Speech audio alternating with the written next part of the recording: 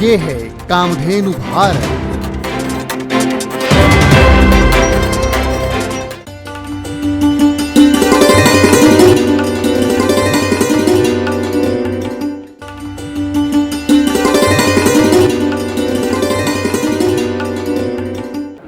नमस्कार, मैं प्रमीला ढगे, गोधाम गौशाला मुक्काम पोस्ट वीरगांव, तालुका अकोले, जिला अहमदनगर से हूँ।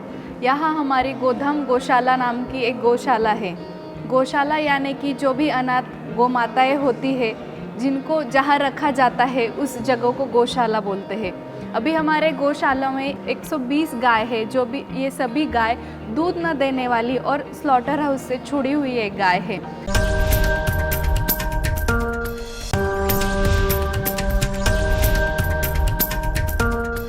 1 करोड़ बिन दुधारू गायों को गांव-गांव तक किसानों के घर पहुंचाने की वृहद योजना गौ ग्राम योजना श्री हरि सत्संग समिति का संकल्प।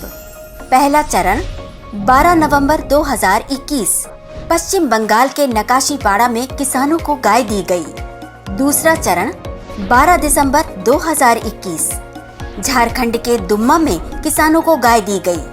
अब किसान होंगे आत्मनिर्भर, जैविक खाद से करेंगे खेती, गोबर और गोमूत्र से बनाएंगे उत्पाद। श्री हरि सत्संग समिति की गौग्राम योजना में आप भी भागीदार बने और श्रद्धानुसार गाय का दान करें।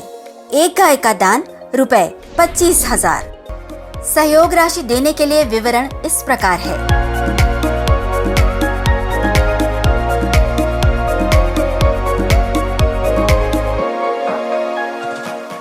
आपके द्वारा दिया गया अंशदान आयकर अधिनियम की धारा 80G के तहत कर मुक्त है।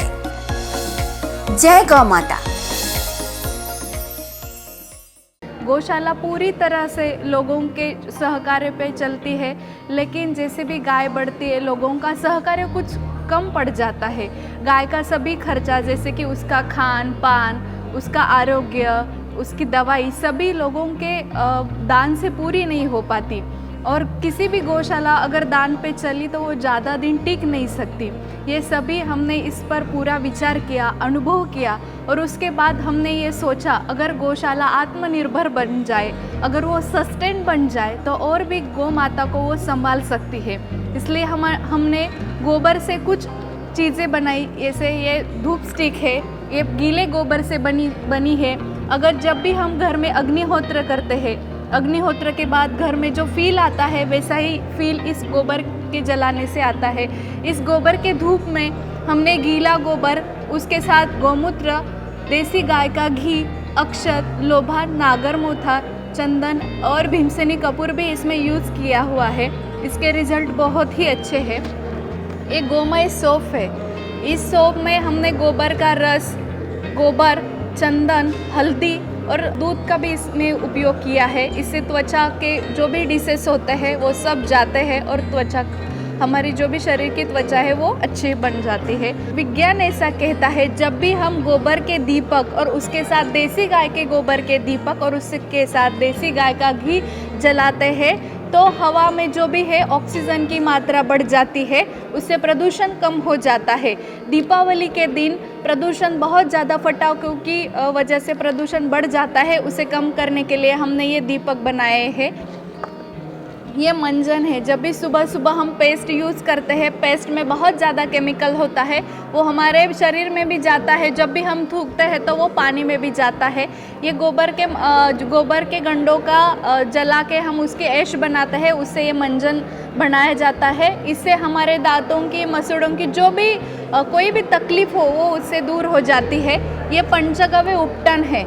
उसमें हमने उपटन के जो भी कंटेंट होते हैं, जो भी नेचुरल जड़ी बूटियाँ होती है, ये 10 से 15 जड़ी बूटी और उसके साथ हमने पंचगव्य इस्तेमाल किया है। इससे हमारे बॉडी को स्क्रब भी अच्छा होता है, जो भी स्किन के डिसेस है वो भी सब निकल जाते हैं। शरीर का जो भी दुर्गंधी है वो सब दूर हो जाती है। त्वचा मुलायम, त्वचा पे हमारे तेज आ जाता है।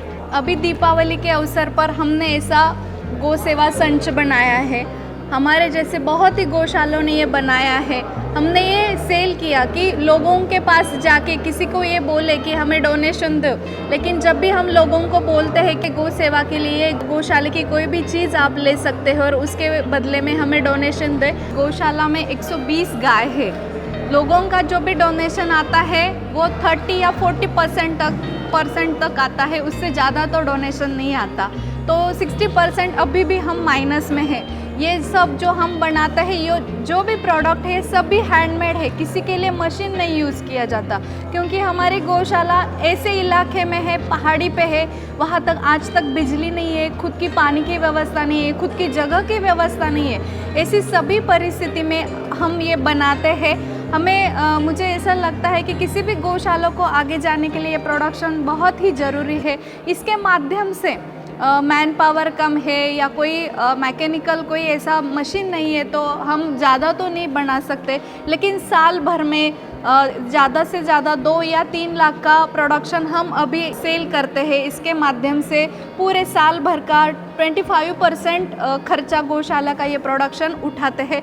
फिर भी हम कुछ अभी 35% या 30% अभी हम लॉस में हैं। तो जैसे जैसे दिन जाएंगे, जैसे जैसे थोड़ी और गौशाला की प्रगति हो जाएगी, मशीन आ जाएगा, बिजली आ जाएंगी, तो गौशाला का और भी प्रोडक्शन बढ़ जाएगा।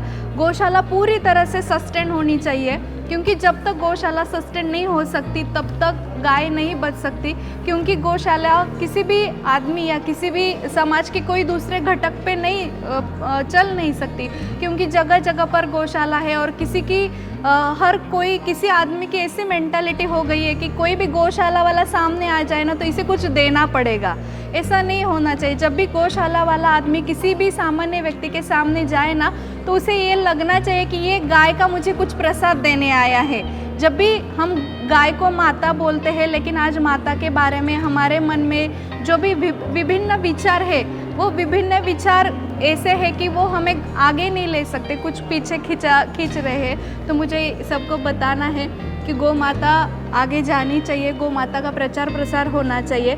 खेड़ जो भी ग्राम जहाँ सिटी के अलावा जहाँ जहाँ भी गौशाला है, उनकी परिस्थिति बहुत ही पुअर होती है, इकोनॉमिकल होती है, उनके पास मैन पावर भी कम होती है।